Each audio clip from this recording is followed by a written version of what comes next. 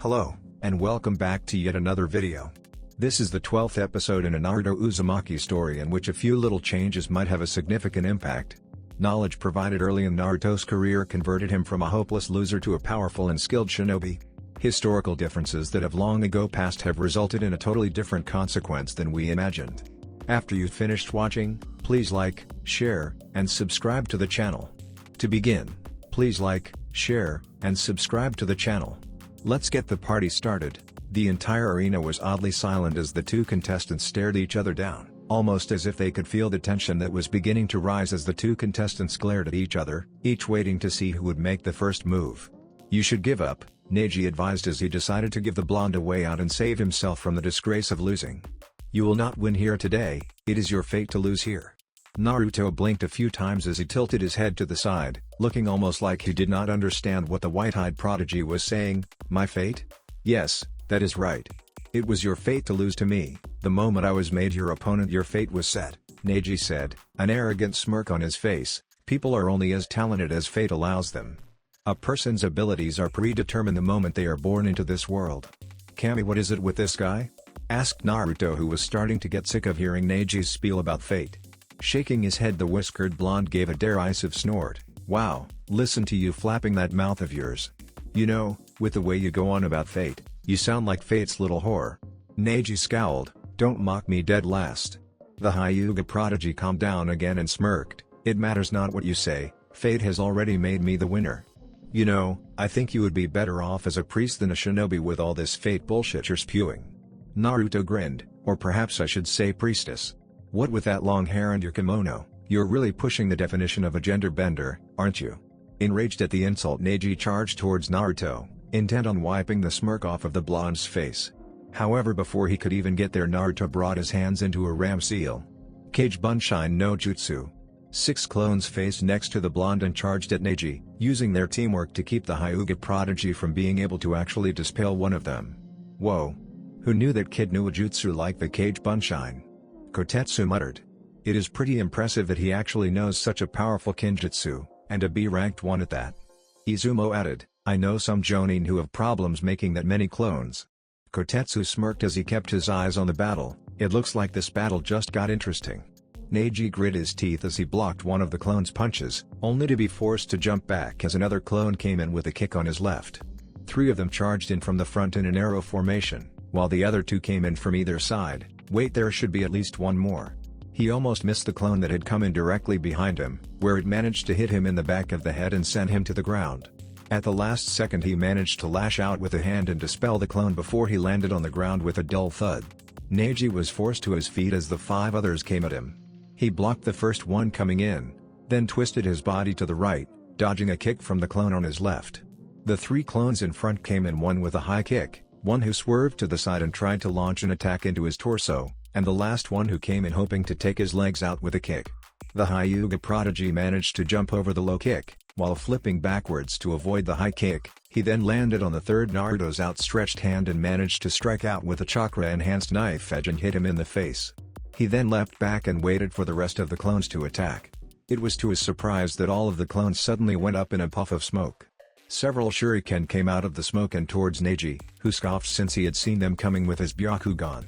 He blocked a few and dodged the last one that came out at him, letting it hit the ground a few feet away. It was then that Naruto decided to get into the battle himself. He charged at Neji and came in with right hook. Neji moved in to block it, but at the last second Naruto grabbed onto his wrist. The blonde yanked on the Hyuga prodigy and smashed a fist into his face. The crowd gaped as Neji skidded several feet back, holding a hand to his now split lip. You may think you've won some kind of victory with this hit, but I assure you it was only luck. Neji wiped the blood from his lip. Fate has already declared me the winner of this match, and no matter what you do, you cannot hope to defy it. So says the gender-confused priestess, Naruto shot back with a grin. Neji sneered as he charged in to assault the blonde. Grinning, Naruto began to duck, dodge and wave through Neji's attacks, using the UN telegraphed and evasive moves of the Hebi Ken, Snake Fist, that he had picked up from his spars with Anko. Naruto was pleased to see all of the stretching he had done to be capable of the oddly angled and unpredictable movements had paid off. Neji seemed completely incapable of hitting him. The Hyuga prodigy nearly growled in frustration at not being able to hit the blonde. He increased the speed of his strikes, hoping at least one of them would wipe the blonde's smirk off his face. Naruto noticed that Neji's moves were getting sloppier and he decided to wait until he saw a good opening, one that came several seconds later. When Neji came in with a palm strike aimed at his chest, Naruto bent himself so far back he had to plant his hands on the ground for support.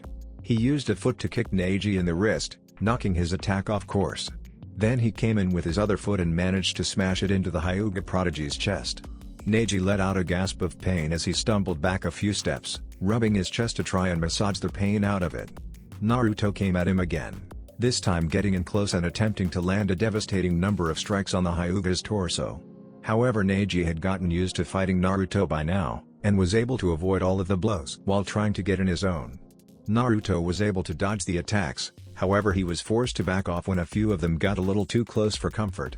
Jumping back, Naruto held up the wrist that held his gauntlet and shot out several kunai in rapid succession, while at the same time was going through a set of one-handed seals with his other hand. Kunai Cage Bunshin no Jutsu. Several kunai soon multiplied into several dozen kunai, all of which were flying towards Neji. What the? One-handed seals? Is he for real? Yelled a shocked Temari. Now that's impressive, Yu-Gi-Oh murmured, having never seen anyone use one-handed seals before.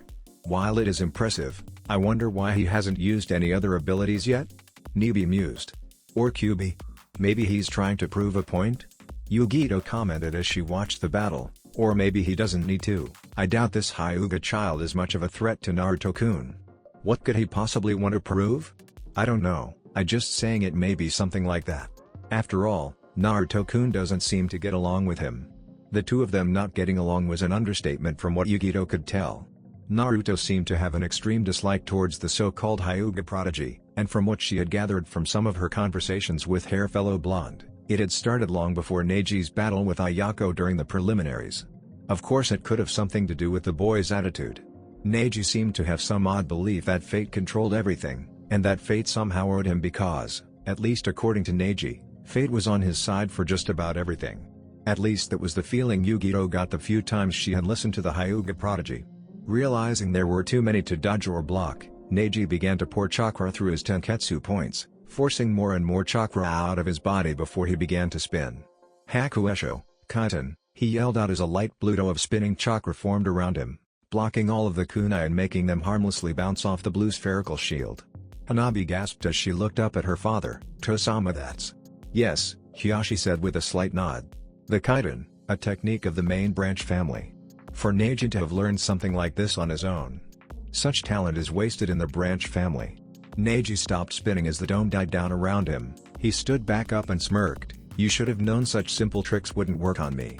Naruto shrugged. I merely wanted to force you to use one of your trump cards. And in case you haven't realized yet, you have yet to land a single hit on me, so don't act so superior. Neji scowled before he charged back in, far faster than Naruto had expected since it was almost, but not quite as fast as Lee. When he had his weights on. It was because of this that Neji managed to get in close before Naruto snapped out of his stupor and blocked a strike that came in from the left. The blonde winced a bit as he blocked a Juken strike with his left hand, while the Yuki he was channeling through his body kept his tenketsu point from being closed. It still hurt. Naruto backpedaled as he tried to gain some distance, but that plan was put to a stop as Neji charged after him. The blonde Hanyo was forced to duck and weave in between strikes that were coming far faster and more fluidly than before, and it was obvious to Naruto that his opponent had been holding back. Obviously he had not been expecting Naruto to be such a fierce opponent. Not being able to see an opening this time, Naruto decided he had to take a strike in order to get one. When Neji came in with an attack towards the blonde's chest, he moved himself ever so slightly so that it hit his shoulder instead. Naruto winced a bit but was still able to launch a kick which hit Neji in the chest, and sent him flying backwards. Neji landed on his back and skidded across the ground, grimacing as he held a hand to his chest. The blonde kicked hard, maybe even as hard as Lee, and that was saying something. He looked up in time to see Naruto coming in again, his fist striking out in a jab towards his face. The Hyuga waited until the last second, timing an attack of his own while swatting Naruto's attack away with a Juken strike. Naruto hissed a bit as he felt the sting from the attack.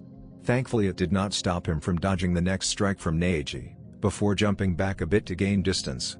He shot several senbon from his gauntlet, forcing Neji to deflect them rather than charge in. Naruto used the time to form a Yuki whip, which he instantly used the lash out at Neji with. It was only thanks to the Hyuga's Byakugan that he had been able to see it coming and dodge appropriately. Seeing Neji dodge the first strike, Naruto formed another whip in his other hand and began attacking the Hyuga prodigy with both of them. Neji did his best to dodge, and when he was incapable of that, tried to block. However, he soon found a problem when he tried to block the attack. Even after setting a layer of chakra over his hands to protect him from the whip, he would still get injured. Whatever that whip was made out of, it was most certainly not chakra, or it was made out of a very strong chakra that he had yet to encounter. Strong enough that even being protected by his own chakra, the Hyuga branch member still felt the burn marks appearing on his hands as Naruto attacked. Having had enough of the blonde's constant barrage with that odd purple whip of his, Neji charged in, using his Byakugan to its full advantage to dodge the attacks. When he closed in, the Hyuga launched a Juken strike to Naruto's stomach. However, the blonde was able to swat the attack away before any damage could be dealt. He retaliated by lashing out with a kick, but was surprised when Neji caught it. However, before the Hyuga prodigy could make an attempt at closing any of his Tenketsu points, Naruto jumped into the air and spun around while launching a heel kick, forcing Neji to let go of his leg and jump back. The two eyed each other wearily, using the small pause to catch their breath. "Yosh! This fight is turning out to be such a youthful battle," Lee shouted. "Those two are really in the springtime of their youth." Tenten's left eyebrow twitched a bit. "Lee, can you please tone it down? I'm trying to watch the battle. You know, ever since I started training with Tenchan and bushy brows, I've always wondered." Naruto narrowed his eyes at the Hyuga. "Why do you always go off on one of those fate rants of yours? You've gone on and on about fate to me ever since we met, but I've never heard you explain why you believe that." "That is none of your business." Neji grit his teeth, both at the question and his seemingly inability to take the blonde down. "The hell it isn't." Naruto growled at the Hyuga prodigy, baring his elongated canines to him. "All I've ever heard from you is fate this and fate that. You keep on bitching like a little pussy from some soap opera. I saw how you reacted during Hinata's fight when she used the Kaiden. I saw how you reacted when I mentioned her when we first met. And I sure as hell saw how you nearly killed that Kumo Kunoichi despite the fact that the proctor had called the match. Such unbridled hatred for others, those who have done no wrong to you. And even family. I don't know much about family, seeing as how I've never had one, but I do know that you're not supposed to hate family for no fucking reason." "No reason?" Neji narrowed his eyes, the bulging veins around them faded as he turned them off to conserve chakra. He was starting to run low, he realized, and this small reprieve may allow him to gain some valuable energy. "You want to know? Very well, I'll tell you why fate is the only thing that exists. Perhaps then you will understand why fighting against fate is pointless. Within the Hyuga's main house, there is a special ninjutsu that has been passed down through the generations. This jutsu is a cursed seal jutsu." Naruto frowned at the words cursed seal as it sounded like what Orochimaru had attempted to place on him. "Cursed seal? You mean a Fuuin jutsu?" "Yes. This cursed seal represents an inescapable fate, that of a caged bird," Neji said, and though his face was calm, Naruto could hear the barely restrained rage in his voice, even though it was covered up in layers of indifference and arrogance. The Hyuga prodigy reached up and untied his headband, revealing to Naruto a seal located in the center of his forehead. "On the day when I had turned 4 years old, I had this seal carved into my forehead using that cursed seal jutsu. That same day, a grand ceremony was taking place. One of the shinobi leaders from Kumo, which had been warring with Konoha for many years, had come to sign an alliance treaty to end the constant warfare. However, at this signing, which everyone from the Hokage down to the lowest Shinan had gone to, one clan was missing. That was the Hyuga clan. You see, that day was an important day for us. It was the day the Hyuga heiress turned 3. Hinata-sama's birthday. My father, Hyuga Hisashi, and Hinata-sama's father, Hyuga Hiyashi-sama were twins. However, because Hiyashi-sama was born first, he became a member of the main family, while my father, who was born second, became a member of the branch family." Neji paused as he remembered that day, the look his father had when Hiyashi had taken him away to get that cursed seal put on his forehead, the rage on his father's face. With a shake of his head he banished the memories. "When Hinata-sama turned 3, I was turned into a caged bird with this cursed seal, as was my fate as a member of the branch family." Naruto frowned. Wasn't family supposed to be one of the most important things in this world? He knew the basics of the Hyuga clan from what he had read in the library and what Jiraiya had told him, but this information confused the blonde. "I don't understand. Why is something like that necessary? Is it something to distinguish the main house from the branch house?" Neji gave a derisive snort. "Do not be foolish. This seal on my forehead is not just for decoration, Something to tell the world of my lower status. This cursed seal is the absolute fear of death given to us by the members of the main house. With nothing but a simple hand seal a branch member's mind can be destroyed, and death is just as easy for the seal to attain. And this curse will only disappear after death, destroying the Byakugan's abilities when it leaves. The Hyuga clan is one of the clans that holds an advanced Kekkei Genkai. There are many people who have gone after it, and so, with this seal the branch members are made to live only to serve and protect the main house. Any disobedience was dealt with harshly. It was a system created to eternally protect the Byakugan of the Hyuga clan. All branch members are expected to give their lives to this system. And it was because of this that my father was killed. It was on the night just after the treaty was signed, Hinata-sama was kidnapped. However, he was discovered by Hiyashi-sama before he could escape and was killed. It was dark and he was wearing a mask. Can you guess who it was?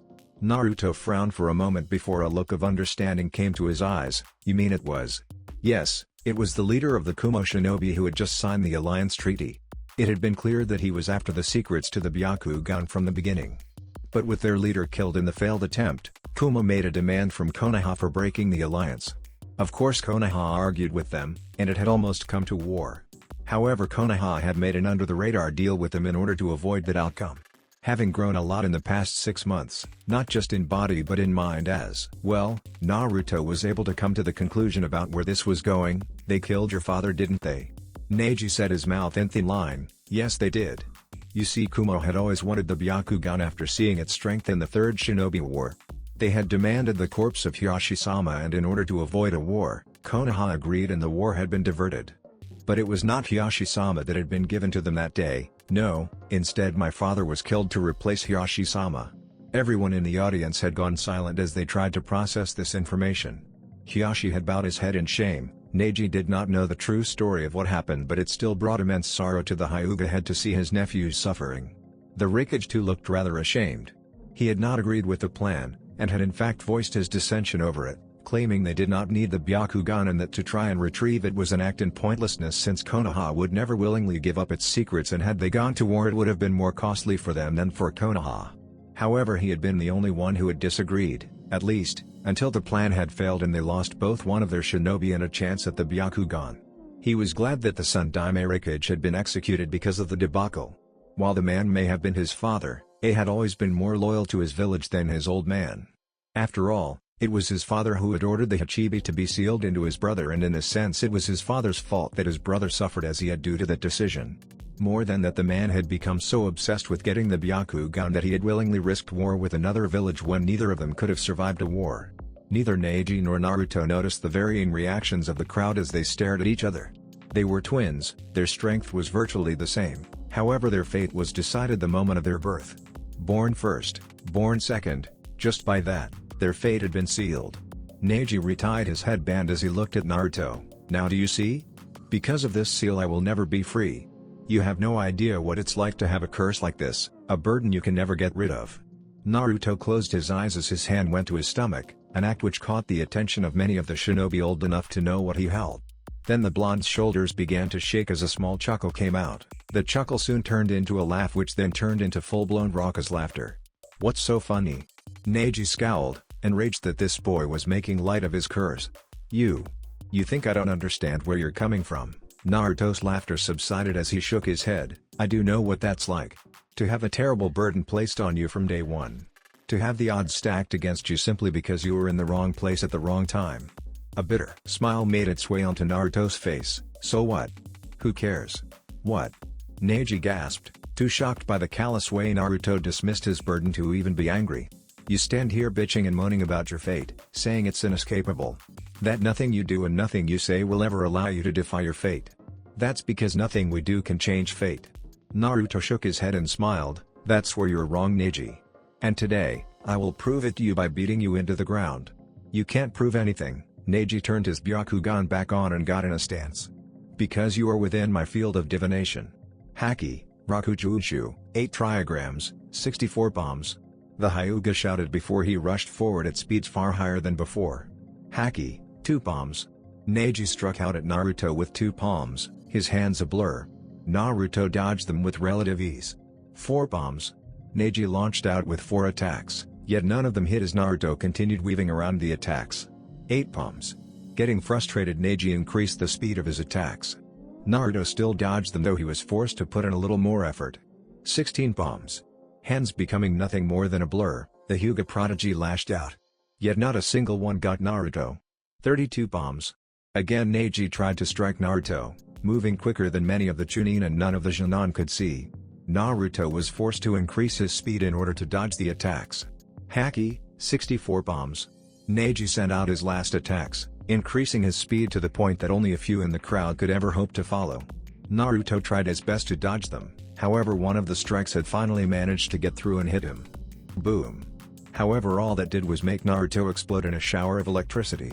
The entire crowd became absolutely shocked at the turn of events as Neji flew backwards and landed on the ground with a thud several feet away, his body twitching as the lightning chakra disabled his nervous system and motor functions.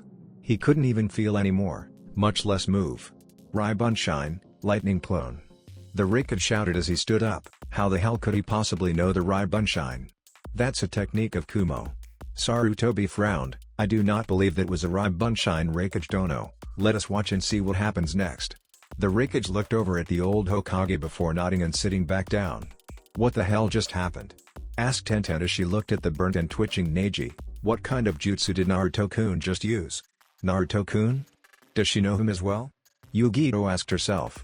She supposed she shouldn't be surprised. Naruto had said none of the younger generation knew of his burden, so it would stand to reason some of them may not hate him. Kitten, are you going to let that girl take your man? Yugito sighed. First off, he's not my man. I'll admit I like him, he's fun, nice, strong and sweet, not to mention cute. But we come from different villages, we both know a real relationship would be impossible between us. Then what about all this time you spent with him, Kitten? I thought you were staking your claim. Yugito frowned as she looked at Naruto while giving her explanation to her tenant. I never said I wasn't. I don't particularly care if a real relationship is possible or not. So long as when we do see each other, I can be with him. Perhaps you can convince the Raikage to let you be an envoy to Konoha for him. That just sounds like a good idea, but that's only if he wants an alliance. And we both know it will take a lot to get the Raikage to agree to such a thing. He always believed in relying on our own strength than having the help of others. Nibi went silent after that, knowing it was true. What's going on? Where's Naruto? And what was with that Bunshine? Asked Ino, not entirely sure what had happened. I don't know, Sakura said in confusion. She was not even sure what had happened. I've never seen Naruto use anything like that Bunshine. The only clone technique I thought Naruto knew was the Cage Bunshine. Several feet away from Neji, the shuriken Naruto had thrown burst into a puff of smoke before clearing to reveal Naruto standing there. A shocked crowd watched as the blonde walked over to the disabled Neji, stopping just inside the Hyuga member's vision. How? Asked Neji, barely managing to move his jaw muscles due to the electricity messing with his motor functions. It's actually quite simple, Naruto said. When we fought and I first summoned those clones, they were not meant to test your reflexes, or see how strong you are.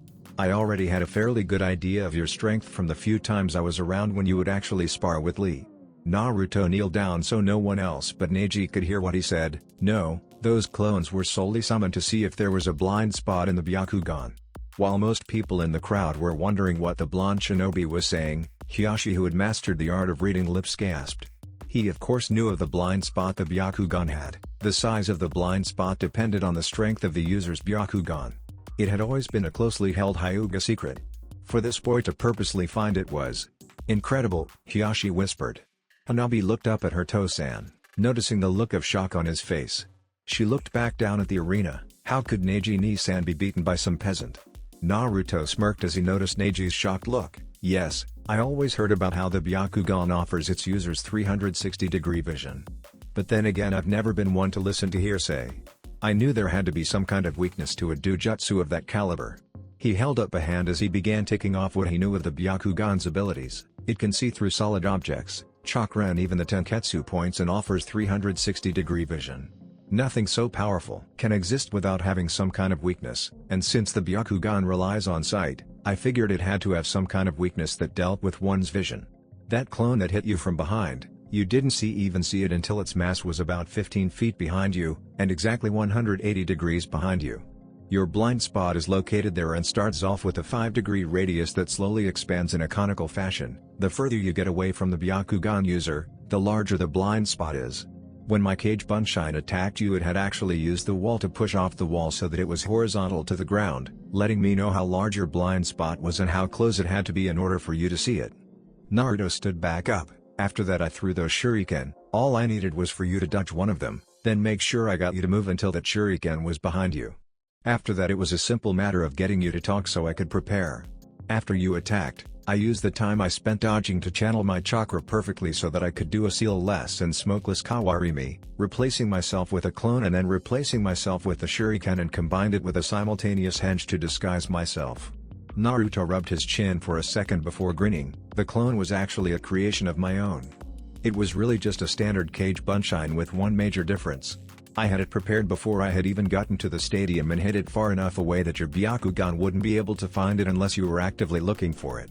The clone itself had a seal on it which I call Fuuin, Raiten, Kudenshaku, Sealing Art, Lightning Release, Static Shock, which basically took all its chakra and released it the moment the clone's chakra was disrupted.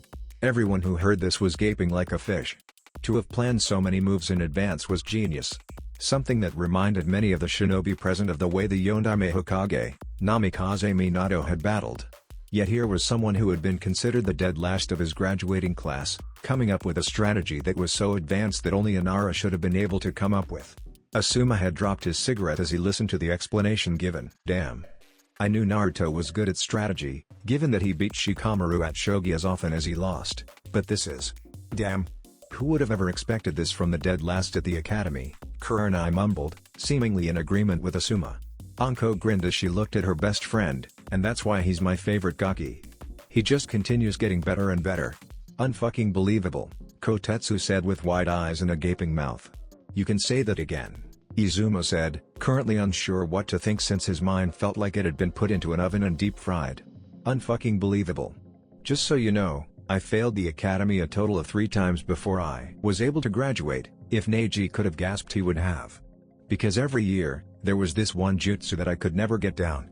Naruto looked at Neji. For some reason I was never able to do a Bunshin. It was the most basic technique in the entire academy and I could never do it. To be honest, I still can't do it. Apparently my chakra reserves are simply too large for me to have enough to control to use the jutsu properly with only the basic chakra control exercises they gave. He decided to leave out the fact that he had never learned those control exercises until he left the academy. It would ruin his point after all. For years I struggled to do this one technique, and in the end I never could. After my 3rd failure I was approached by one of my Chunin instructors and told that there was another test, a secret one that would allow me to pass. If I could steal the forbidden scroll of sealing from the Hokage's office and learn a single jutsu from that scroll, I would be allowed to become a ninja. It was a trick of course, but I didn't know that. In the academy we were always taught to trust our sensais. I had no idea he was tricking me. I should have, of course. I mean, what kind of sensei asks their student to steal something with the word forbidden in it? But what can I say, I was an idiot. Naruto sighed as he ran a hand through his hair. I managed to sneak into the Hokage's office and steal the forbidden scroll. I was able to learn a jutsu, and even managed to beat the holy hell out of the traitor who had tricked me. Despite what had happened and the fact that there really was no secret graduation test, I was passed and allowed to become a ninja.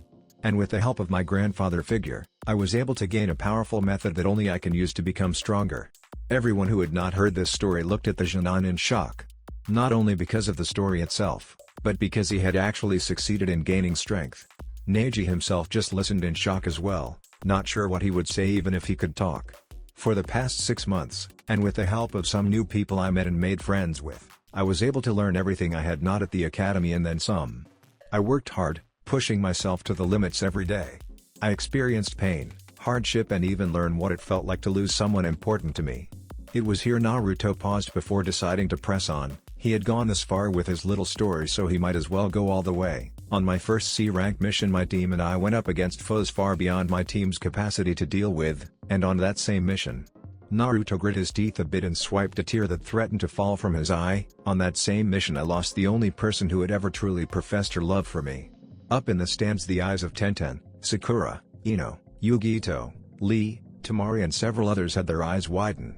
Sakura finally realized why Naruto had been crying that day and was surprised to say the least. She was actually an enemy kunoichi who was working under an A-rank missing ninja from Kiri that we had been forced to fight in what should have been a simple C-rank protection detail. I had met her in the forest after I had passed out from exhaustion after an incident occurred with our client's grandchild. We talked for a while, and despite the fact that she knew I was her enemy, agreed to meet me there again. And she did, the next day, and the next day, and each day after that we would meet. We grew close, having both shared a burden similar to each other's. We became far closer than most people do in that time frame. However, both of us knew it wouldn't last. And in the end, she had sacrificed her life for her master, taking a jutsu that had been meant for him. A jutsu that my own sensei had delivered. Several gasps came from the stadium. Shock rippled through the arena. No one knew how it felt to have your own sensei kill someone you fell in love with. Many wondered if the boy hated his sensei.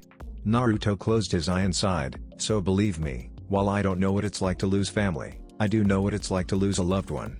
And I do understand what it's like to bear a burden that you can never get rid of." Despite the pain I felt from her loss, I continued to persevere through everything, growing stronger from my experiences, gaining an understanding of the real world. And do you know what I learned? Naruto smiled at Neji, who was listening to every single word, along with the rest of the audience. I learned that fate doesn't exist. We choose our own paths. There is only one fate everyone shares, and that is death. Well, for most of us, Naruto thought bitterly as he would never be given the choice to die unless someone killed him, but did not make that comment out loud. Shaking his head, he continued, "But how we die, and the purpose we die for, that is our choice." I had offered that Kunoichi a chance to come with me, back to Konoha, and if she had, he would have lived. However, that was not her choice. She chose to give her life for someone else, to protect her precious person. Likewise, I do not believe your father was killed, but that he chose to die not to protect the Byakugan, not to protect the main house. Naruto paused here and gave Neji a smile, but to protect his brother, his family. He defied his fate by choosing to give his life for his brother. "Just like what you're trying to do, Neji," said Hyuga's eyes widened. "Even if you don't realize it, you are trying to defy fate. In fact, I would say that you at least partially succeeded. While I do not know much about the Hyuga clan in general, I do know that those two techniques you did are not techniques that a branch member is allowed to learn. If fate controlled everything, then fate would have made sure you did not know those techniques." Naruto's eyes hardened as he looked at the fallen Hyuga. "So don't give me any of this fate bullshit anymore. Fate doesn't exist. I know that life is sometimes hard, and I know that sometimes the burdens we are placed with feel like they're too much to bear. I still don't know a whole lot about this main branch hatred you seem to have. But it doesn't matter, because if this burden of yours is too much to bear on your own, then I'll be there to help. When I become Hokage, I'll change the Hyugas, and that's a promise." There was a small glimmer of hope that flickered into Neji's eyes before they closed, and he slipped into unconsciousness with a smile on his face. Naruto sighed as he turned to look at Genma, who was currently gaping at him, his senbone having long since fallen from his mouth. "It's over. Even if he was conscious, there is no way he could have done anything anyways." Genma quickly shook himself out of his stupor and nodded before announcing, "Shusa. Uzumaki Naruto." For a moment there was nothing but silence. The whole stadium had gone quiet as they absorbed all that had transpired during the battle. Naruto had expected as much and began to walk away. Then it happened. Clapping could be heard coming from the cage booth as both Sarutobi and A began clapping. It soon began to sweep throughout the stadium as everyone began to clap and cheer wildly. "Way to go, Naruto-kun!" Both Tenten and Yugito shouted out at the same time. Hearing the other speak, they both turned to look at the other. "Yosh! What a youthful battle! And such a heartfelt and youthful speech." Lee covered his face with an arm as tears poured down his eyes like a waterfall. Suddenly he lifted a fist to his face and shook it as a fire ignited in his eyes. "I will strive to be like Naruto-kun and spread my flames of youth. And if I cannot do that, then I will do 1,000,000 laps around Konoha on my hands.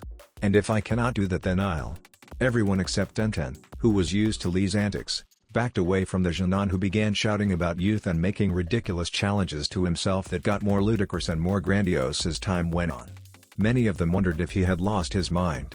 Of course, since he was wearing green spandex, they felt the answer to that was rather obvious.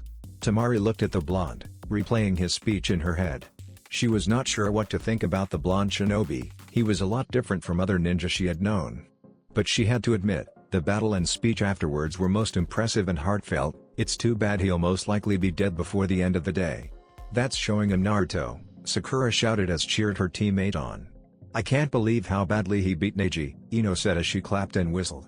"I don't even think Neji laid so much as a scratch on him. That's Naruto for you. He always comes up with some way to surprise you," Sakura agreed.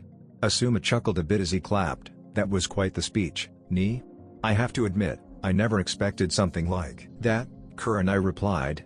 Though to be honest, even after what I saw him do in the preliminaries, a part of me was not expecting him to win either. Ha! If anyone actually thought Maigaki could lose to some white eye, they need to get their head checked, Anko took the time to say before she continued cheering. Asuma and Kurenai looked at the woman, before turning an amused gaze on each other. Man! Did you see that? Kiba shouted while Akamaru barked loudly. He totally creamed your cousin Hinata-chan. I don't think I've ever seen someone lose so badly before. Hinata smiled as she clapped. Naruto-kun, you truly are amazing. I'm not even sure what to say about this battle, Gotetsu commented. I'm not even sure I can call it a battle, Izuma replied amusedly. That Hyuga kid barely even got any licks in before he was defeated. Hell, I'm almost positive that Naruto had him beat from the beginning. That plan was easily Chunin if not Jonin level strategy. Kotetsu nodded as he grinned. I can tell you one thing, I'm definitely putting his name on the list for Chunin. Izumo chuckled, yeah, me too. That Jonin of yours is most impressive Hokage Dono, the Raikage complimented. I don't think I've ever seen such an impressive and efficient strategy, not since the Great War anyways. He always has been one of my most surprising ninja, Sarutobi cackled. When he was young he would actually come up with complex pranks similar to this, it never ceased to amuse me. You don't say, the Kazekage murmured as he stared at the blonde Konoha shinobi down in the stadium. Such an ability. Such strategy. And to think I had almost disregarded him. Yes, he will make an excellent weapon. I can't believe Neji Nisan lost to some peasant, Hanabi muttered. Hiyashi frowned at his daughter before standing up. Stay here Hanabi, I have something I need to take care of. Maybe now, I can finally reveal the truth behind what happened that night. I only hope Neji can understand. Hanabi watched her father leave. I wonder what's so important that he has to leave. For a moment Nato stared out at the people in the arena in shock, he had not expected them to cheer for him. However, he could not deny it felt good. As he listened to the crowd cheer, a part of him could not help but go back to what he had said during his little large speech. Mainly his talk of Haku and his A-ranked mission. Memories about his time with the black-haired beauty came to him. Hey, wake up! You'll catch a cold if you sleep out here, Haku said. Naruto stirred, stifling a groan. He opened his eyes. And the first thing he saw was Tenchi? He asked as he saw a beautiful heart-shaped face with a set of chocolate brown eyes. His voice slightly groggy and his sleep-addled mind was coming to what he obviously thought was the correct conclusion. Haku blushed at being called an angel. I'm afraid not.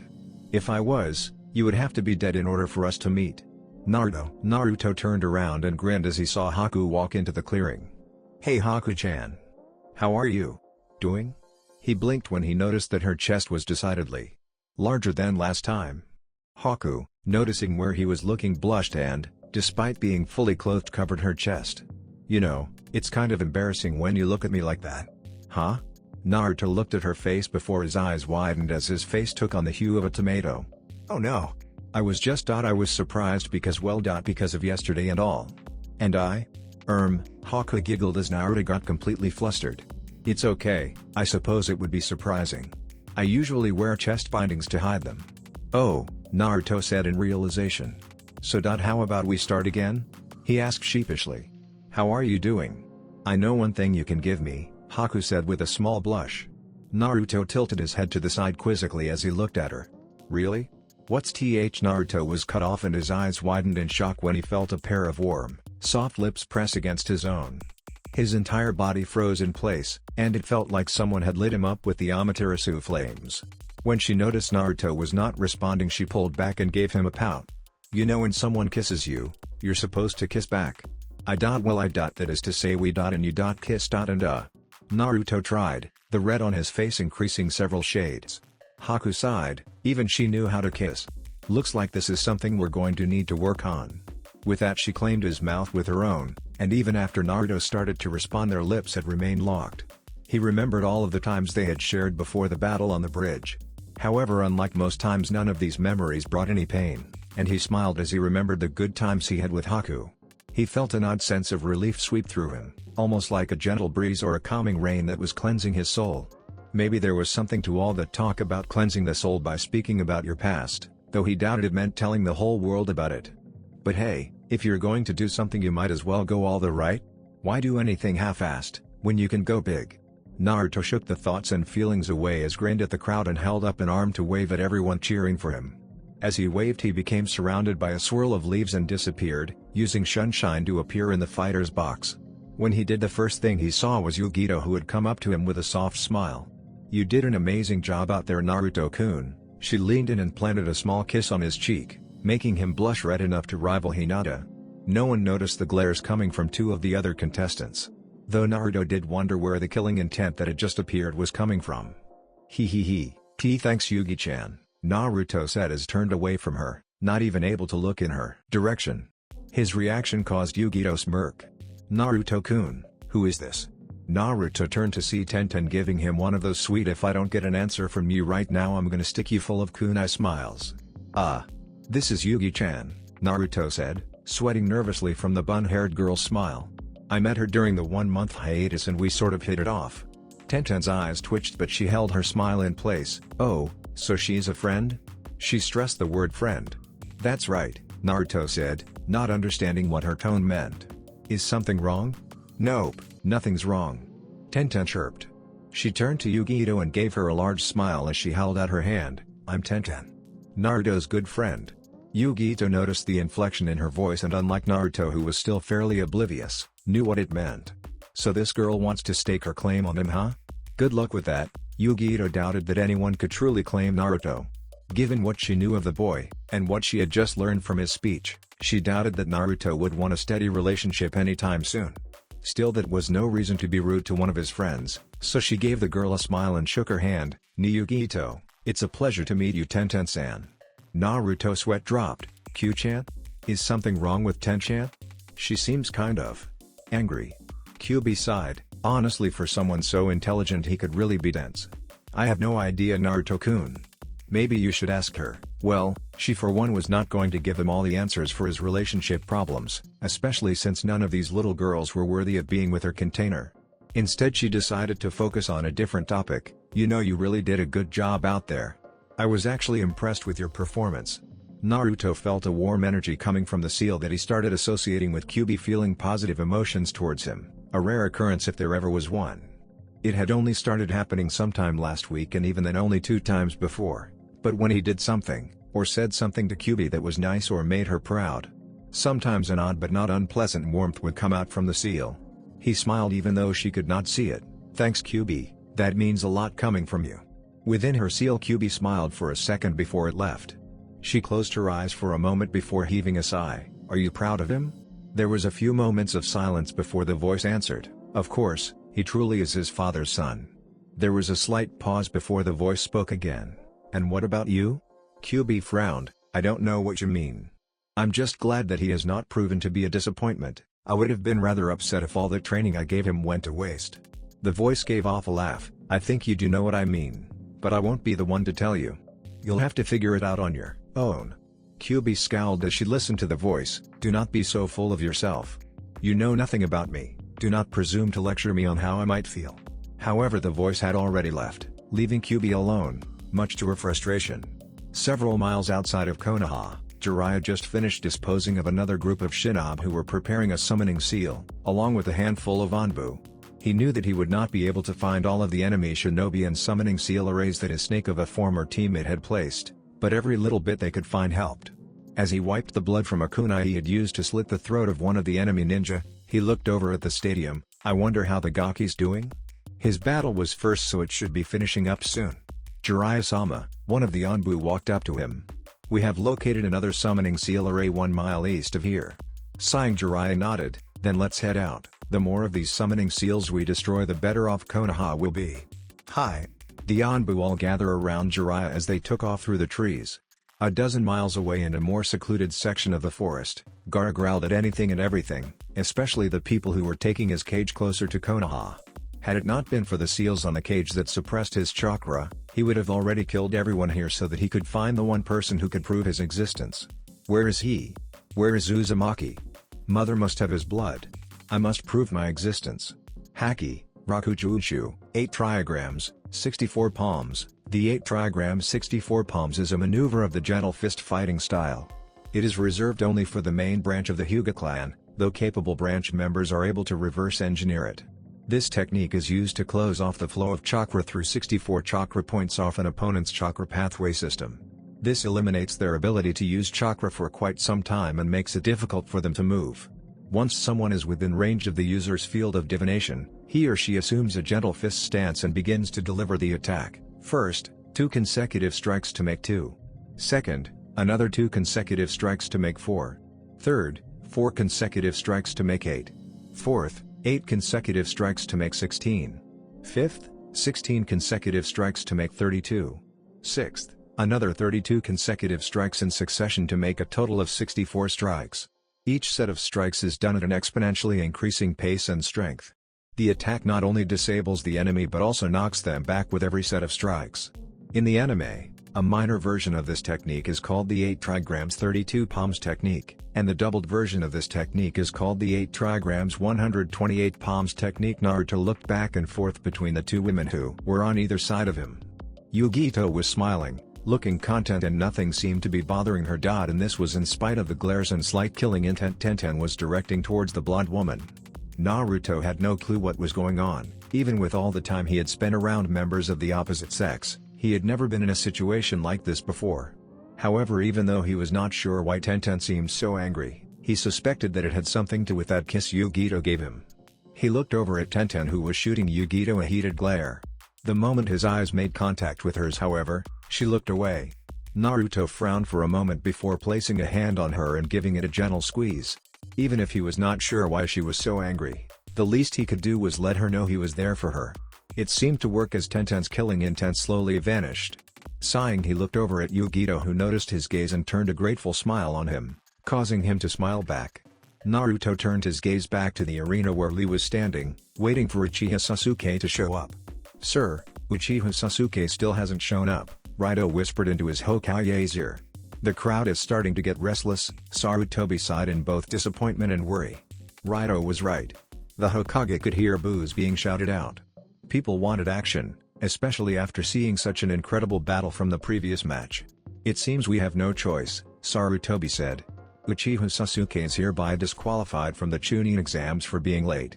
The Kazekage turned to look at him. "Hokage Dono, I think you should reconsider. Many of the people here came to see the Uchiha heir. Not showcasing him could cost you a lot of business."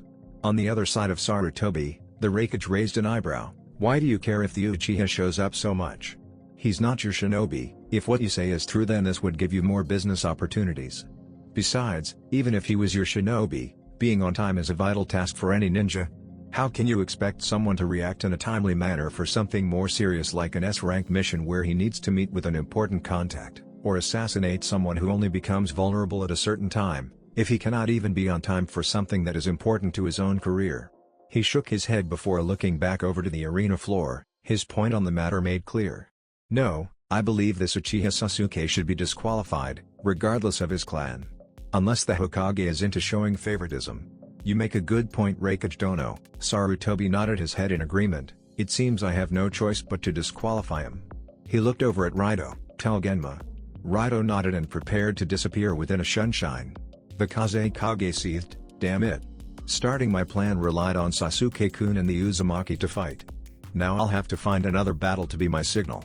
He quickly calmed himself as he came up with a new plan. "Hokage Dono, perhaps as a treat we can have Sasuke battle against whoever wins the Chunin exams.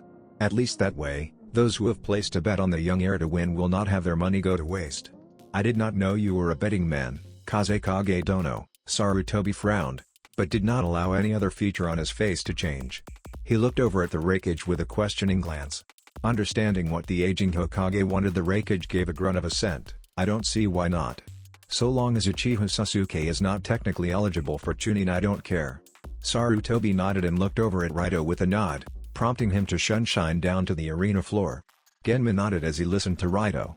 Looked up at the crowd as the man disappeared. He shouted, "Due to Uchiha Sasuke not being on time, he is hereby disqualified from the Chunin exams." Several angry shouts were heard as people who had bet a lot of money got angry. However, Genma was quick to quell that anger.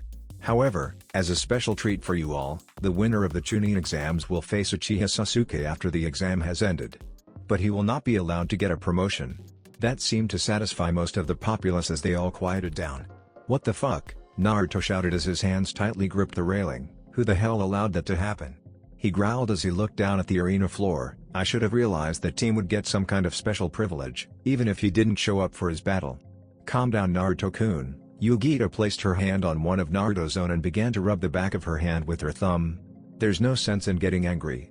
And at least he's not going to be allowed to advance. That's not the point, Naruto grunted, though he loosened his grip on the railing all the same.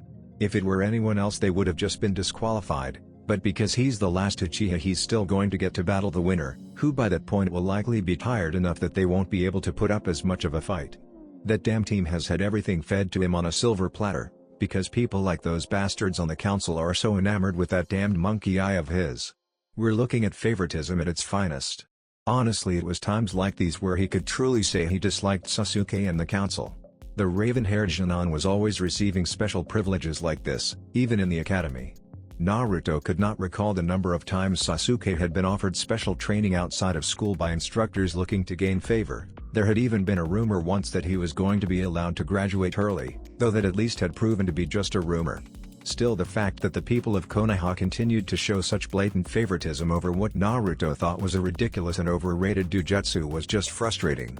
Not wanting to upstaged by the blonde hussy from Kumo, Tenten grabbed his other hand and held it affectionately. That may be true, but Yugito-san is right, Naruto-kun. There is no sense in getting worked up over it, Naruto sighed, I guess. He gave them both a smile. Thanks. No problem. They both said before looking at each other, one looking amused while the other was angry. The three of them never noticed another set of jealous eyes on them. Will Tenten and Temari please come down to the arena floor? Looks like you're up, Ten-chan. Tenten grinned, looks like it. Gonna wish me luck? Naruto chuckled before he pulled her into a hug. Good luck, he said into her ear, unintentionally making the bun-haired girl shiver and blush. Thanks. A red-faced Tenten said before making herself scarce and rushing down to the arena floor. Temari glared after the girl before opening up her fan and jumping on it as she glided down to the arena. So, Yugito drawled out as she looked over at Naruto.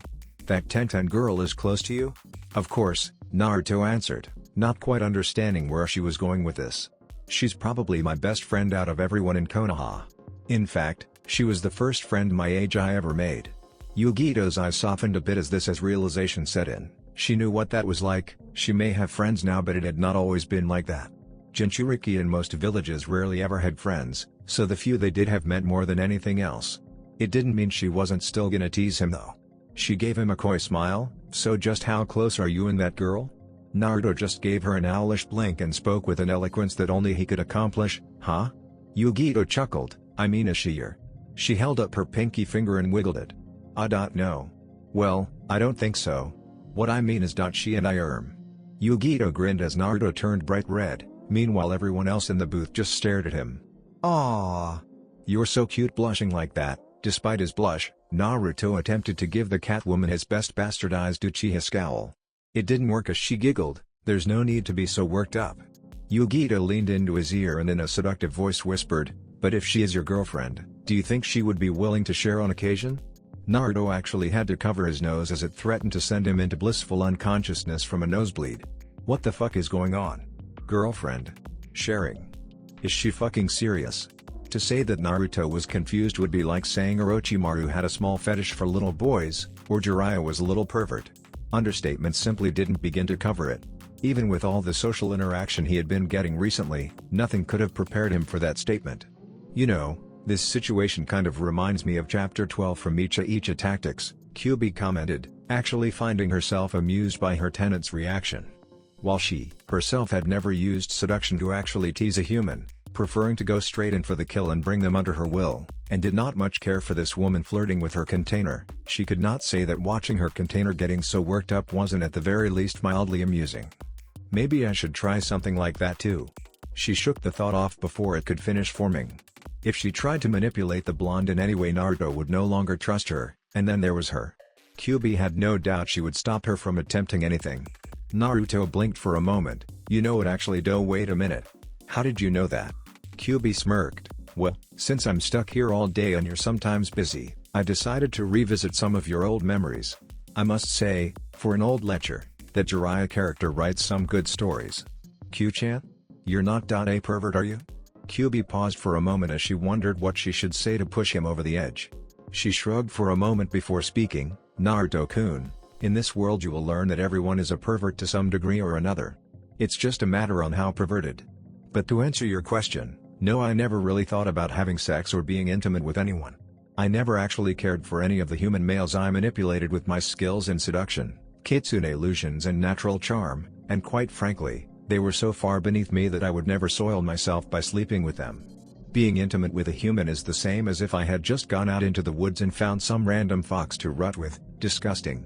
No human could ever be considered worthy of being near me, much less with me." Not really sure what that meant, he asked again. Kyuubi sighed. Really, sometimes the boy was so bright it was frightening even to one such as her. And other times he was as dense as a brick wall. "I may be a bit of a pervert." She grinned as a fun and potentially dangerous idea came to her. "However, if I am, it's not for anyone except you, Naruto-sama." No matter what personal grudges he might still hold against Kyuubi, he would never deny that she was the epitome of sex appeal. The fact that they were on more cordial terms now only added to the woman's natural charm, and it was because of this that Naruto had no chance to defend himself against the nosebleed that launched him away and into a wall where he hit his head, knocking him out cold. Everyone else looked over at him and sweat dropped. "Man, Naruto's so troublesome," Shikamaru muttered as he tried not to think about the now unconscious blonde.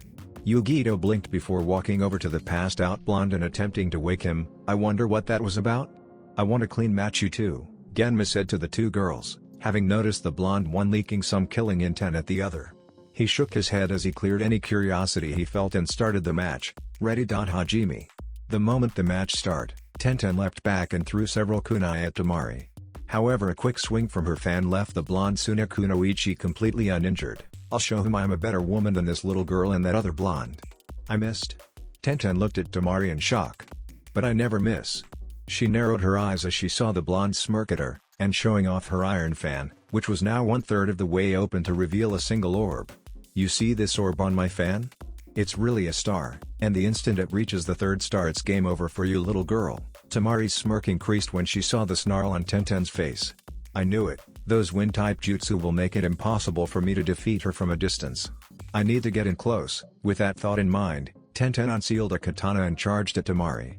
"That won't work," Temari shouted as she swung her fan and unleashed a blast of wind, as well as revealed the 2nd star. However, Tenten used a kawarimi to switch places with a log and came at her from another angle. She was too close to Temari for the weapon's user to use a few Uten jutsu. Instead, when Tenten swung her katana, Temari brought her fan up and blocked the bun-haired girl's attack. Tenten glared as the two began to trade attacks, moving back and forth across the arena floor. Despite the fact that her fan was heavy, Temari was able to keep Tenten from getting in close, since her fan had the advantage in size. The bun-haired girl tried to use several of her faster maneuvers to close the distance between them, but none of them seemed to work.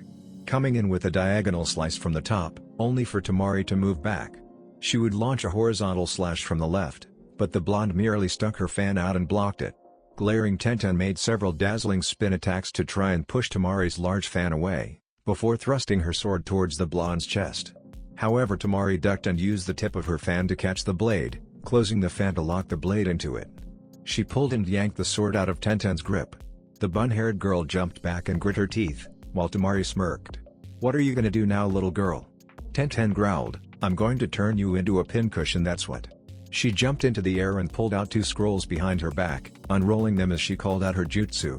Since she did not have her weapon and knew Temari would not give her time to retrieve it, this was her only option. Shao Zhao Ryu.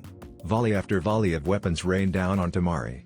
However, like the last time a projectile was sent her way, a mere swipe of her fan blew them away, and the fan now revealed 3 stars. "And look at that, 3 stars, Temari grinned.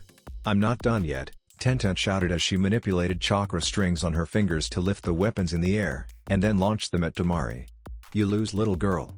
"Kamaitachi no Jutsu, Wind Scythe Jutsu," Temari shouted as she unleashed her fan's power on the helpless weapons user. The weapons were all caught in the tornado like winds, with Tenten in the center, and many of them ended up slicing at her skin.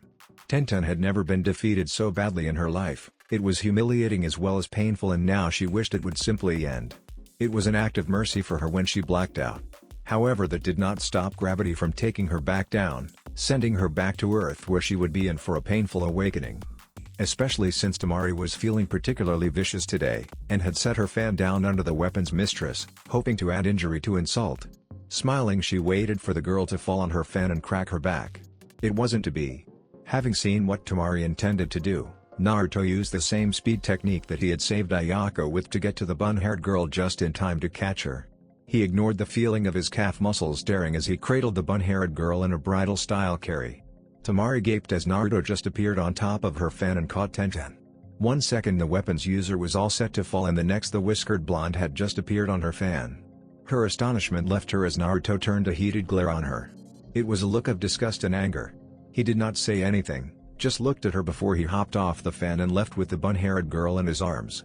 Tamari seethed as she watched Naruto leave with Tenten. It angered her that he would get so angry for what she felt was no real reason. She did not even hear the announcement of Shusa. Sabaku no Tamari. As she stomped off. Meanwhile, Naruto had just set Tenten down onto the stretcher that the medics had provided for her. He was just about to walk away when a hand snatched his arm. Turning around, he saw Tenten, who was looking at him with a slightly ashamed expression. "I'm sorry, Naruto-kun," she whispered. Naruto frowned. "What are you sorry for?" "I got lost. She defeated me so easily, I never had a chance." Tenten looked like she was about to cry. The blonde Hanyo realized how difficult something like being so thoroughly defeated was for her. Tenten had always prided herself on being strong. Her life's goal was to be as powerful as Tsunade one day, to prove that women were just as powerful as men. For her to be so cleanly beaten, without even touching her opponent, must be humiliating for her. Naruto turned around and gently placed a hand on her cheek. "Ten-chan, you have nothing to be ashamed about. You had a serious disadvantage against her wind attacks. The fact that you stuck through with the battle to the end, even knowing you had a disadvantage, was admirable. And if it really bothers you that much, take this as a lesson. Rather than just sticking with weapons, learn some jutsu. I'll even help you after the exams are over. Okay?" Tenten smiled at him, feeling relieved that Naruto did not think she was weak. She closed her eyes as she let herself drift off again. Naruto watched her go before sighing and disappearing in a sunshine. He reappeared right next to Yugito just in time to hear Kankura forfeit. "Wow, I didn't think you would give up so easily, makeup boy," Naruto commented. Kankura scowled. "How many times do I have to tell you it's war paint?" Naruto grinned. "You can tell me it's war paint all you want, but if it looks like makeup, and comes from your sister's makeup drawer, then it's makeup, no two ways around it." Kankura turned red. If this kid hadn't beaten Gaara during the preliminaries, he would be as good as dead. "Will Niyugito and Nara Shikamaru come down to the arena for the next match?" "Finally, I was starting to get bored," Yugito grinned. "Aw, you were getting bored even with me here, Yugi-chan?" Naruto pouted a bit. "I'm hurt." Yugito smiled. "I just meant I wanted a good fight, Naruto-kun. You know I always have fun when you're around." Actually catching the seductive purr when Yugito said fun, Naruto blushed a bit as he scratched the back of his head. "So, do I get a hug for good luck like that Tenten girl?" Yugito asked, holding out her arms. Naruto looked somewhat embarrassed but gave her a hug anyway. Had he managed to catch Yugito's slight mischievous expression when she nuzzled into his neck, he might not have gone along with it. However, he had not noticed that, nor did he notice the hand that was trailing down his backside, at least, not until it was too late. Eep.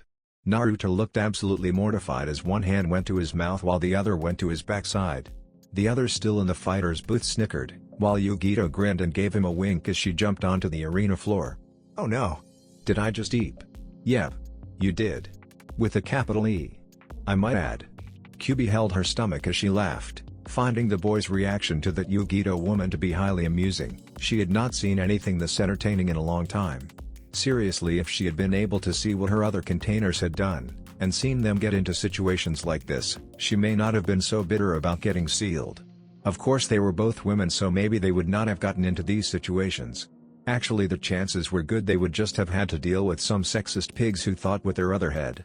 The vixen sighed at that thought. Maybe it would not have been as fun to see through their eyes. Shaking her head, she got back on track to tease her container. "That was quite unmanly, Naruto-kun. I think your manliness dropped to a 7 on the man scale when you did that." Naruto scowled. "It wasn't my fault. She pinched me in the ass. I've never been pinched there before. Not even Anko-ne-chan has done that." "No, she just slept with you." That comment caused Naruto to blush. Trying to ignore the vixen in his head who continued to tease him, the blonde looked around before spotting Shikamaru still there. "What the hell are you doing, Shikamaru?" You need to get down there.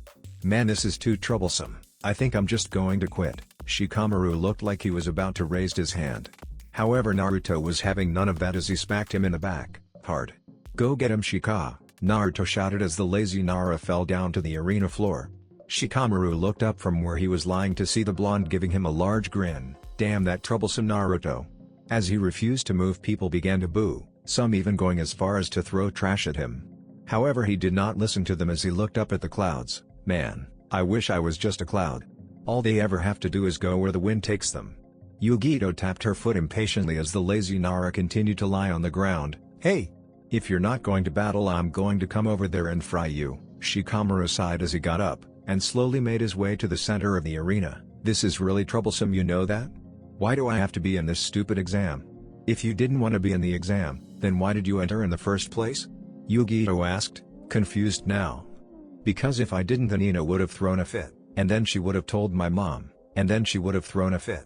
It was simply less troublesome to enter, and then it was not to enter. Both Genma and Yugito sweat dropped. How could any Jonin ever be so lazy and get this far? However, they shook themselves out of it, and Genma was just about to announce the start of the match, when Kakashi and Sasuke appeared in between them in a swirl of leaves. Sasuke had apparently changed his look. He was now clad in a black pair of pants and shirt, with white bandages along his arms. He had elbow pads on and black shinobi sandals. I'm sorry, are we late? Asked Kakashi as he rubbed the back of his head. Yugito's left eye began to develop a dangerous twitch while Genma sighed. Yes, you are. In fact, you were so late that we had to disqualify Sasuke. Maybe next time you'll make sure he's on time. Kakashi looked shocked. He had thought that Sasuke's Uchiha name would have given him a pass through the usual rules. Meanwhile, Sasuke looked pissed. He was angry at how they were denying him the chance to fight in these exams. This was the surest way to test him in order to find out where he stood. How could he test his strength if he was not even given the chance to fight stronger opponents? Thankfully, before he could explode, Genma began speaking again. He will still get to fight at least. As a treat, Uchiha Sasuke will be allowed to fight the winner of the exams, however he will not be eligible for Chunin. Sasuke was pretty miffed about that, but at least he would get to fight the strongest opponent here. That would mean he would still get to test himself against the strongest Jonin and see where he stood. He decided to keep his peace as Kakashi put a hand on his shoulder and shunshined them to the stands. Now that that's out of the way, perhaps we can get to the fight, Yugito grumbled. Right. Hajime. Yugito burst into action, traveling faster than even Naruto had during his battle as she launched herself at Shikamaru. Having not seen any of her abilities, however, the Nara genius had already started backpedaling, changing directions at random as he began hand-sealing. Kageme no Jutsu, Shikamaru shouted as his shadow extended along the ground. Having seen what his shadow could do before, Yugito began dodging the attack, using her incredible agility to keep out of its way. Shikamaru grit his teeth as he saw Yugito still moving towards him, dodging all of his attacks like they were nothing. Suddenly Yugito was behind him, striking Shikamaru in the back with a claw swipe. Only for Shikamaru to turn into a log. Kawarimi. Yugito jumped back and to the left as a shadow came from the tree line. As she dodged the shadow, Yugito tracked where it came from before she threw several shuriken and began making hand seals. Raiten, Kaminari Shuriken, Lightning Release, Lightning Shuriken.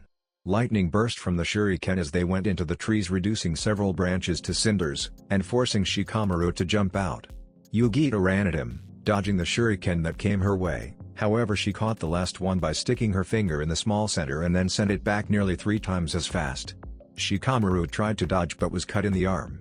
He winced and was about to make more hand seals when Yugito appeared in front of him, using a leg sweep to knock him off his feet. As soon as he hit the ground, Yugito placed a kunai against his neck. Yield, she commanded.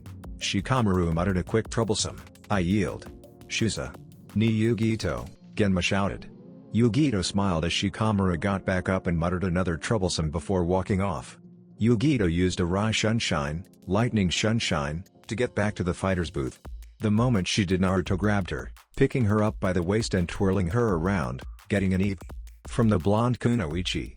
He grinned as he set her back down, causing her to growl as a small blush formed on her cheeks, the reaction being from both her making such a mouse-like sound and from the feeling of being in Naruto's arms in such an unexpected manner. However, Naruto noticed none of this as he grinned at her. Nice job. I mean, I doubt it was much of a fight for you, but good job anyways.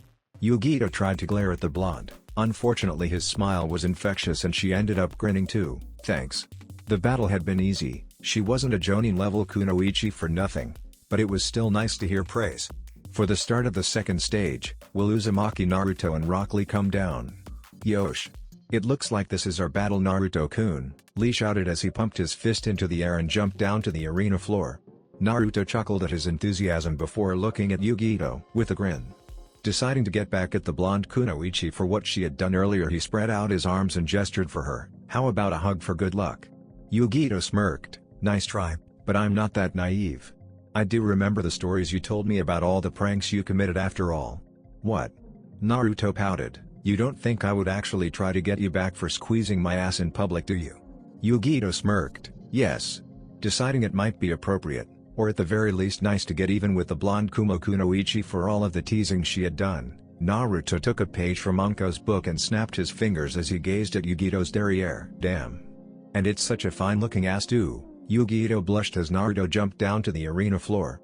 Lee grinned as his rival made his way towards him. I have been looking forward to this battle with you, Naruto-kun. Today we shall truly test our flames of youth. While a lot of the spectators' sweat dropped, Naruto just chuckled. I have to be honest, this was one of the battles I was looking forward to the most. Yosh. I am pleased to hear that.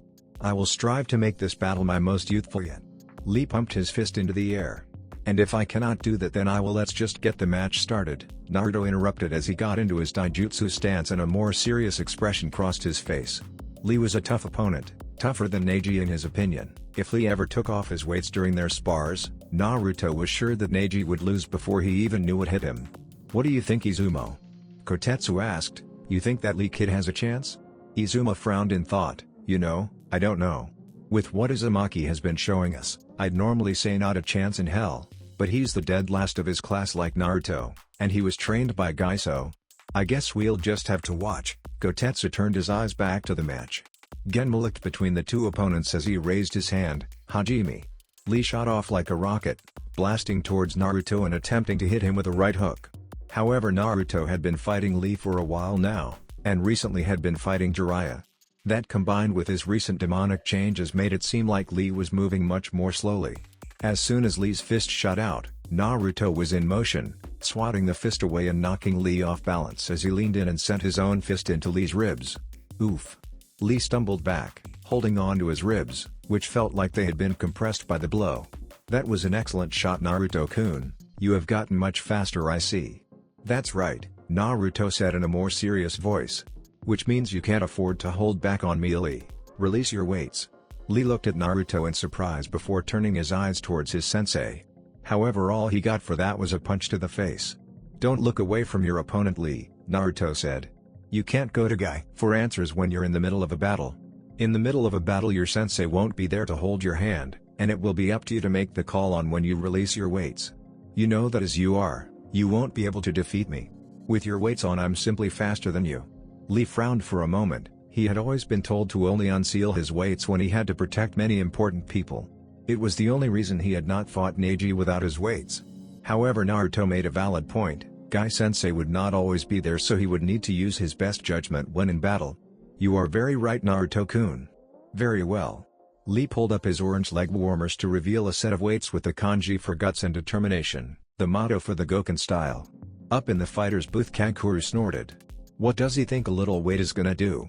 That blonde beat Gaara. I hate to admit it, but I don't think any of us would stand a chance against the blonde bastard. Boom. A loud crash was heard as Lee threw his weights behind him and they destroyed an entire section of the arena wall. So Kakashi, what do you think the chances of your Jinan are for winning this fight? Guy asked as he saw Lee take off his weights. Kakashi turned around from the battle for a second and looked at Guy. I'm sorry, Guy, did you say something? Grrr. Curse you, Kakashi, and your hip attitude. Guy muttered as he turned away from his eternal rival. Naruto smirked as he looked at the destruction. You upped your weights, didn't you? Lee grinned back at Naruto. Yes, I did. Now let us begin. This time both of them took off, their speed having increased past what they had been before. The two met in the middle and began to clash furiously. Their bodies were merely a blur, untraceable to many even when they stayed grounded. Adatizumo, are my eyes deceiving me? Kotetsu asked, rubbing his eyes to make sure he was not seeing things. I don't know, Izuma stared entranced as he watched the two Jonin battle at near Jonin level speeds. He could barely even see them. What are you seeing? Are they really moving that fast? At least low Jonin level speeds. Damn. The fight began to get even more furious as the two literally smashed into each other. Naruto got right into Lee's guard, smashing a fist into his torso. However, Lee merely grunted as he launched a devastating kick to the blonde's stomach, chest and then his face. Naruto was sent flying back and skid along the ground. He looked up to see Lee already in his face. The blonde cursed as he ducked under a punch, and attempted to launch an elbow into Lee's ribs. However, Lee merely caught the elbow in between his arms, before kicking Naruto in the stomach. Wincing, the whiskered blonde realized that whatever Lee had done over the past month had made him even better and faster at taijutsu. Better than Naruto was anyway. Gah. This guy's fucking insane. And people call me a demon, Naruto thought as he ducked under kick and rolled to the left. Kipping back up on his feet, the whiskered blonde spun around with an axe kick, only for Lee to block it, who grabbed onto the leg. With a grunt, the bowl-cut boy spun in a circle and tossed Naruto, sending him flying through the air before he landed on the arena wall and stuck to it using chakra. Shit. If I hadn't taken off my resistance seals before this fight, I would have been toast. Leave it to Lee to become even more ridiculously strong during the course of 1 month. Rather than waste time on pointless taijutsu when he knew he might not win that way, he began forming his hand seals. Fuuten, Kamikaze Seiken. Naruto sent a fist-shaped blast of wind towards his opponent, who was currently running towards. However, Lee continued his charge and smashed the wind fists away with a well-placed kick. Unfortunately for Lee, that attack had slowed him down and Naruto was able to close the distance between them, striking out with fists and elbows, making the green-clad Jonin stumble back. Naruto managed to get in several more good hits before Lee recovered and began to block them and make his own assault. Naruto blocked a punch from the left, and then from the right. However, he missed the kick that smashed into his stomach and sent him flying back. Flipping around, the blonde hit the ground, and looked up to see Lee charging him. When the bow-cut Jonin came in with a high kick, Naruto ducked under it, grabbed the extended leg, lifted the green-clad Jonin up and then threw him into the ground. There was a loud crash as Lee's body created a decent-sized crater. The blonde shinobi then jumped into the air and attempted to smash an axe kick on Lee. But said boy just rolled out of the way, making Naruto foot smash into the ground, creating another smaller crater. Before he could get back up, Lee smashed a heel in the blonde's face, sending him sailing again. As Naruto skidded across the ground, he flipped through several hand seals, Fuuten, Rinkudan. He smashed a fist on his stomach, blasting out a compressed ball of air. It went sailing towards Lee, who tried to hit it away. However, the Rinkudan was much stronger than his other jutsu, and it smashed into Lee and tossed him away and sending him sailing into a wall, which he crashed right through. Naruto used that moment to catch a breather. He looked around to see a lot of craters from their battle. Man, Lee and I are really tearing the place up. A loud crash alerted his attention to the fact that Lee was back in the game. As Lee charged back and Naruto began more hand seals. Fuuten, Rinkudan. This time when the ball of air came at him, the spandex-wearing Jonin rolled to the side before getting back on his feet and shooting off. Cursing, Naruto got back into a taijutsu stance, knowing he would not have enough time to use another jutsu. As his opponent came in, Naruto shifted his head to the left, feeling the air move past him as he dodged Lee's fist. He ducked under another punch before launching an elbow into the other Jonin's stomach. Lee grunted and moved back a bit, but did not do much more than that before he was on Naruto again. Damn, Hokage Ono. How much protein are you feeding these kids? The Hokage asked, looking at the battle going on in shock. While they were moving in slow motion to him, and Yugi Ito was much faster at her highest speed, the fact that Jonin could move this fast was ridiculous. You would have to ask their senseis that. Sarutobi watched the battle with growing pride. To think Naruto-kun would come this far, your parents would be proud of you. The Kazekage did not comment, and instead just opted to watch the battle. Naruto had to use a Kawarimi to get some breathing room as he appeared on the other end of the arena. Knowing it would not be long before Lee charged again, he began forming hand seals, Raiten, Iyakazuchi Hikai, Lightning Release, Lightning Current. Smashing his hands on the ground, Naruto shot several volts of lightning, which tore up the ground as they made their way towards Lee. However, the green-clad Jonin merely jumped over the attack. Unfortunately for Lee, this was what Naruto wanted. Lee was fast and powerful, and while Naruto was as well, Lee was simply just that tad bit better that made a difference. However, while Lee could fly across the ground, in the air he was vulnerable. Going through several hand seals, the blonde called out another jutsu. Suten, Teppoudama, Water Release, Water Bullet. Naruto shot a cannon-sized bullet of water out of his mouth, and with Lee still in the air it connected, sending the boy even higher into the air. At the apex of Lee's ascent, Naruto appeared in a sunshine, dropping down on the Junon with an X-kick. Lee was sent sailing back towards the ground where he smashed down and created a large cloud of dust. Naruto landed on the ground and dropped to one knee as he panted a bit. He was starting to get tired. Using so many jutsu and fighting for so long was something even he barely had the stamina for.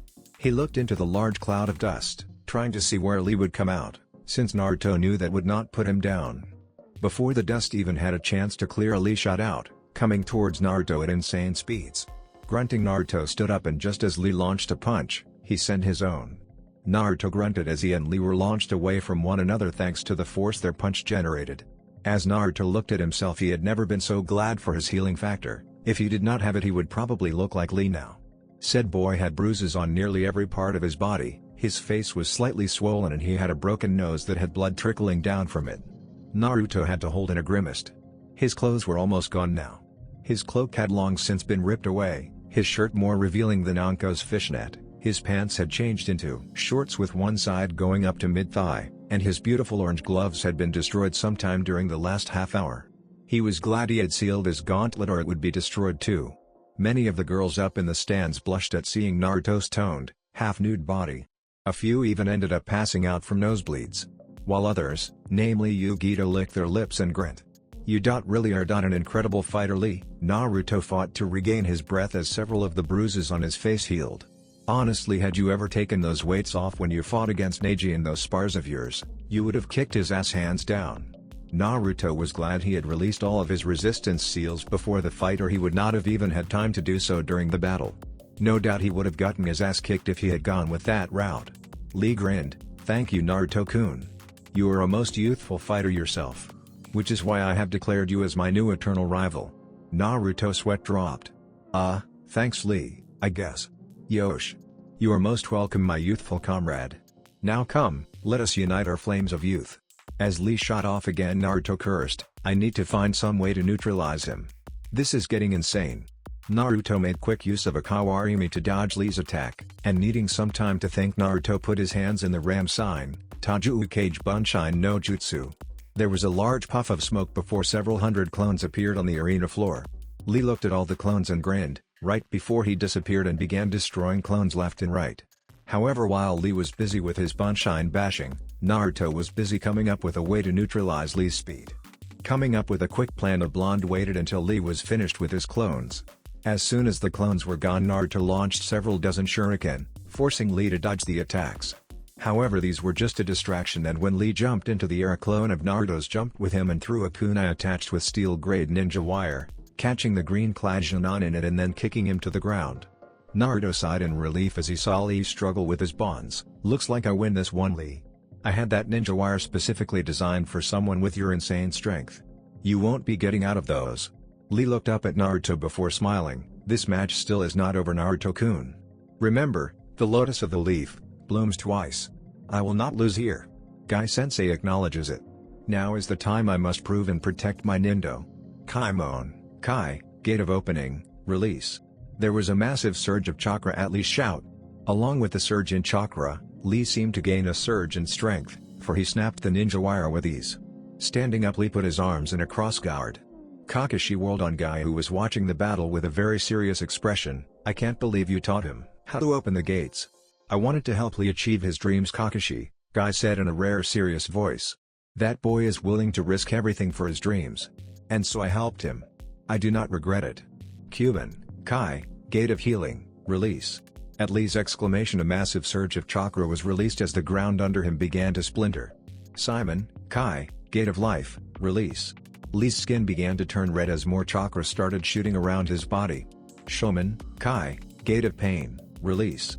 Naruto almost cringed when even more chakra shot out of Lee.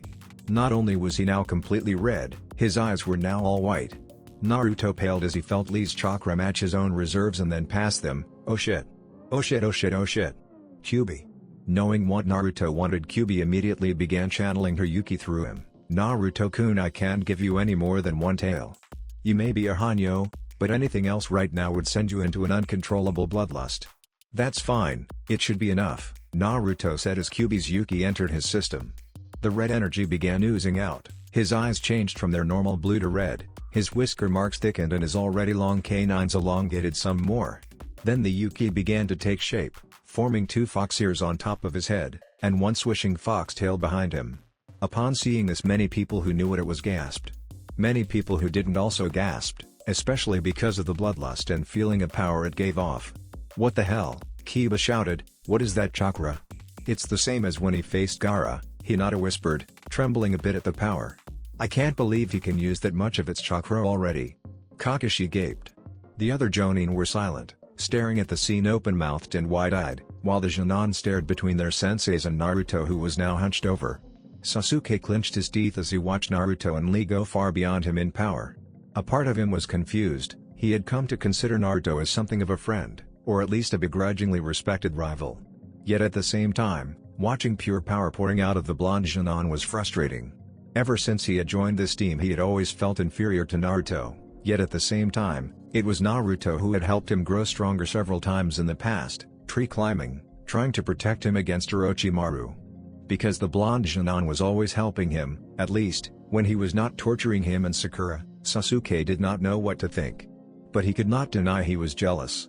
His curse seal pulsed before the seal Naruto had created did its job. He's using even more than before, Yugito whispered as she looked at the blonde shinobi. I had not realized the boy could use that much of Kyuubi's Yuki. Well, obviously he can. The others in the booth were also staring very intently at the blonde, some wondering what the hell that feeling was, while others were already starting to guess. You never told me that boy was a Jinchuriki Hokage dono, the Raikage said. Sarutobi watched Naruto intently. The same could be said for you and the Kaze Kage with Yugito-san and Gaara-san. The Raikage grunted as he conceded the point. Yes, I suppose that is true. Tommen, Kai, gate of limit, release. Cracks began to burst from the ground. Chakra was pouring in all directions from both Jonin. Many of the people in the stadium gawked at the sight of Jonin being capable of releasing this much power. Naruto and Lee looked at each other one last time. Then they disappeared. Explosions now began to sound all around the arena as the fighting reached an all-time high. The only ones now capable of even watching the battles were the Kages, Yugito, Kakashi, Kai, Asuma, Anko and a few other Jonin. Craters began forming in the landscape as the two destroyed everything in their path. Their strength was fairly even, and both of them pounded into each other with near reckless abandon, then had their wounds heal right back up. However, while the battle was even, there was a difference in power. Lee had opened the Hachimon gates, limiters placed on the body to keep a person's chakra from destroying them. His power, while amazing, was also completely human and had a limit for how long it would last before his body became incapable of handling that power. Naruto was using the power from Kyuubi, a near unlimited source of energy that, so long as it was not above the limit where he could no longer control himself, could potentially last him forever. Lee's speed began to waver. His power began to fade, and his wounds began to ache. Finally, Lee collapsed, panting heavily from his efforts. Naruto stopped, cutting the flow of Kyuubi's chakra, and returned to normal near instantaneously. The feeling of power and bloodlust vanished as if it was never there. Walking over, Naruto kneeled down next to Lee. Hey, you alright, Lee? Lee looked over at Naruto and smiled. Oh, of course, thank you. For your concern. Naruto gave Lee a smile. You did an excellent job, Lee. You are truly a splendid ninja. Lee's smile widened even more. Thank you. His eyes closed and then he fell asleep. Naruto slumped to the ground, landing on his butt as he heaved a sigh. Holy shit. That was utterly ridiculous. Man, I'm spent. Screw this test. Now I just want to go back to my shitty ass apartment and sleep. Hey! You okay, kid? Asked Genma, who had been forced to get the hell out of Dodge while the two had destroyed the arena. Naruto waved a hand. Other than being sore as hell and feeling like someone dropped the Hokage monument on my chest, I'm good. Genma chuckled in disbelief before announcing the winner, Shusa. Uzumaki Naruto. Holy shit, Kotetsu said. Izumi didn't even look at his partner. You can say that again. These kids are getting ridiculous, Kotetsu said. First they have Jonin level speeds, that Lee kid can open 5 gates, a Jonin. Then the Uzumaki kid uses the chakra. Things are getting rather intense. I think Guy decided to make a clone of himself and hopped him up on steroids. And let's not even go into Uzumaki's performance. Who would have expected this from a pair of dead lasts? Izumo agreed. So what do you think? Well, Lee is definitely good, really good. He could easily be a Jonin even without ninjutsu or genjutsu, however he didn't win. He used a last-ditch trump card. Granted, Uzumaki pulled out that chakra, but it was only after Lee started using the gates. Had this been a real battle, Lee would have died. Kotetsu looked at his partner. So a no-go then? We'll put him on the maybe list. Naruto had taken to lying down on the arena field, ignoring the cheers that were coming. He was too tired to care. A shadow filtered across his vision, causing Naruto to look up. Hey Yugi-chan. Yugito looked at him in amusement. Hey there. You alright? You look like shit.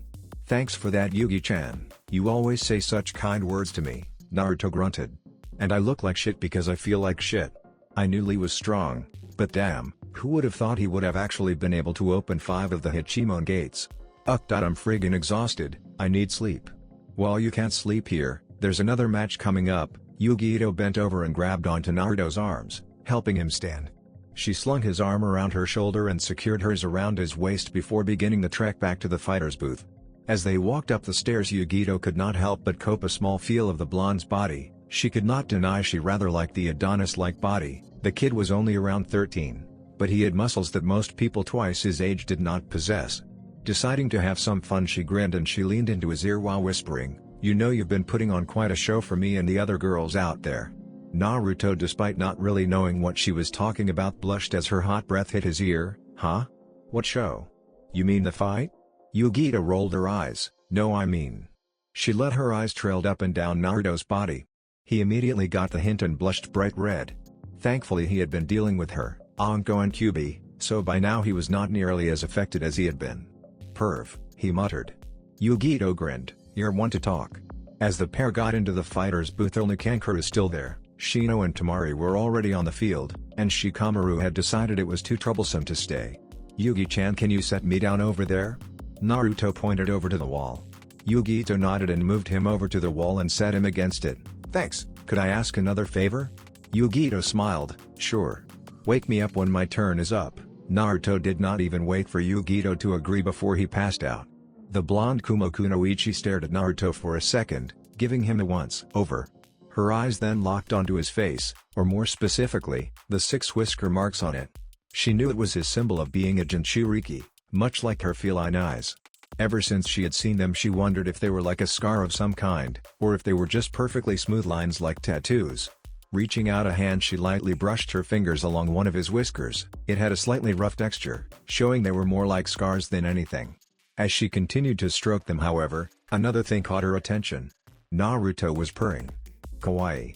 Yugito was tempted to squeal, but managed to force herself into a whisper, though she could not keep the giggle that escaped her as Naruto began to rub his face against her hand. Will Yugito please come down to the arena floor for her match? Yugito looked up and noticed that Tamari had just beaten that Shino kid. She sighed. Standing, she cast one last look at the peacefully asleep Naruto before heading out. The match between Tamari and Yugito was fairly one-sided. Though lightning was weak against wind, Yugito also had loads of fire jutsu as well. She was faster and stronger than Tamari, and had been trained since she was 3 to be a ninja. And so while Tamari was able to put up a decent fight, even managing to land a few hits on the blonde Kunoichi, she still lost in the end. Will Uzumaki Naruto come down so we can get the next match started? Genma shouted as he looked over at the fighter's booth. Yugito smirked as she looked up at the booth. He's still asleep, I'll go get him. She made her way back towards the fighter's booth and over to where Naruto was still sleeping. Naruto-kun, wake up, Yugito gently shook his shoulder. Come on, our fight's up, you need to get up, Naruto mumbled a bit, saying something about a tub of ramen, but otherwise remained impassive. Yugito sighed as she tried to think of a way to wake up Naruto. She thought about teasing him some to wake him up, but in the end she just decided to hit him on the head. Itai, Naruto shouted as he grabbed onto his head. Come on Naruto-kun, it's time to get up, our battle is supposed to start now. Naruto looked up at Yugito before grinning. Alright, Naruto stood up and stretched himself out, unknowingly giving Yugito and Tamari, who had joined her brother, a good show. He looked over at Yugito and grinned. I hope you're ready for me, Yugi-chan. Yugito gulped a bit at her fellow blonde, unknowingly using double entendre, especially since he was still wearing his nearly destroyed clothes. However, she quickly shook it off and gave him a feral grin. I think the real question should be, are you ready for me, Naruto-kun? Naruto just looked at Yugito and smirked. I'm ready for anything you can throw at me, Nico-chan. He looked down at himself and blushed.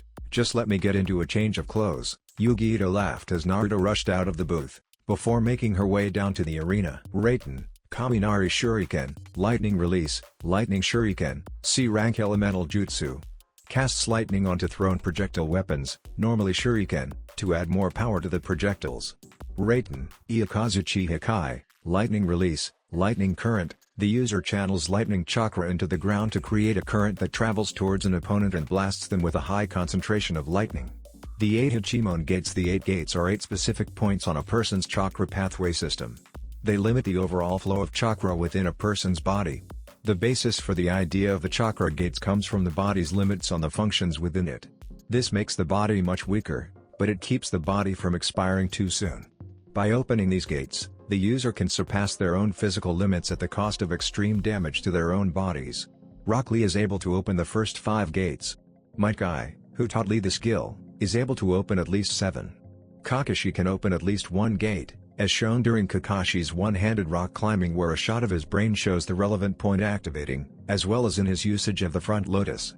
The state of having all 8 gates open is known as 8 gates released formation, Hachimon Kanojin, Hachimon Kanojin, English TV 8 inner gates formation.